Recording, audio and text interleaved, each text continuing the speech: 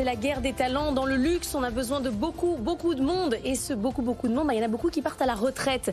Les boomers partent à la retraite aussi dans le luxe comme dans les autres secteurs. Bénédicte Épinay, vous lancez une opération à la station F. C'est pas pour rien. C'est pour mêler tech et jeunes. C'est ça que vous voulez? Alors, c'est pour le signal, en fait.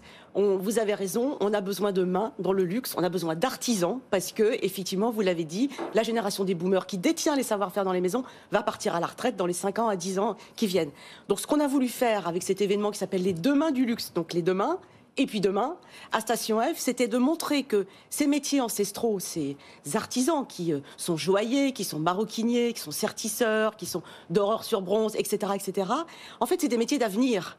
Donc, c'était pour le symbole. Alors aussi, ce sont aussi des métiers qui, aujourd'hui, utilisent la tech. On ne fait pas un bijou aujourd'hui comme on le faisait il y a 50 ans. Aujourd'hui, on dessine le bijou en 3D.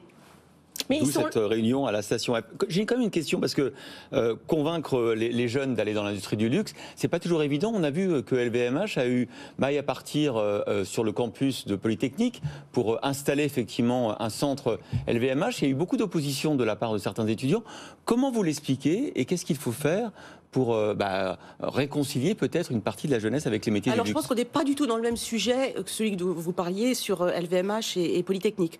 Là, on est sur du sujet manuel, oui. du travail manuel qui, comme vous le savez, est dévalorisé depuis tant d'années. Oui, mais la prise de conscience à la RSE, elle touche toute une génération, pas seulement les ingénieurs.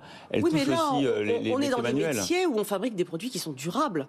Donc la RSE, elle est intrinsèquement liée à ce secteur. Hein. Quand on fabrique un sac, et je ne citerai pas de marque, on l'achète pour un jour pouvoir le transmettre à sa fille. Oui, mais vous savez que la problème du luxe aussi, c'est le problème des traitements des produits utilisés, de l'utilisation de l'eau. C'est ça cette... Alors on fait un amalgame en fait. Très souvent, on fait un amalgame entre luxe et textile. Le textile, c'est une chose, la fast fashion, c'est une chose, le luxe, c'est autre chose. Et croyez-moi, nous venons de sortir au comité Colbert un rapport RSE qui témoigne de toutes les actions qui ont été mises en œuvre depuis maintenant quelques années sur l'ensemble du cycle de vie du produit. Et on se rend bien compte que du sourcing jusqu'à la vente et jusqu'à l'après-vente maintenant, puisque c'est un secteur qui se soucie de l'après-vente, toutes ces préoccupations du développement durable ont été prises en compte. Alors évidemment, on n'est pas parfait, hein. Personne ne dit, mais on est clairement en chemin. Alors du coup, je reviens sur ce choix quand même de Station F. Pourquoi vous n'êtes pas allé à l'atelier des Arts de France? Parce que là, à Station F, vous allez avoir un public qui est tout sauf manuel. Alors, détrompez-vous. Donc l'événement a démarré samedi.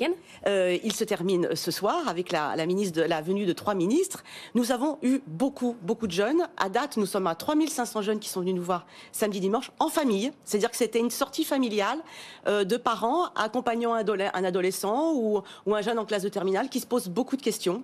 Peu importe en fait le lieu. Le lieu, c'était vraiment pour le symbole, Station F. Et là, notre idée avec cet événement, c'était vraiment de donner de la visibilité à tous ces métiers manuels qui ne sont pas connus. Sachez qu'en classe de 3e, un enfant, un collégien, a la connaissance de 7 métiers. Et ces 7 métiers, c'est probablement celui de son père ou de sa mère, docteur, avocat, footballeur, mais ça va pas beaucoup plus loin. Et donc on a un vrai besoin de donner de la visibilité à ces métiers et puis surtout de revaloriser cette filière manuelle.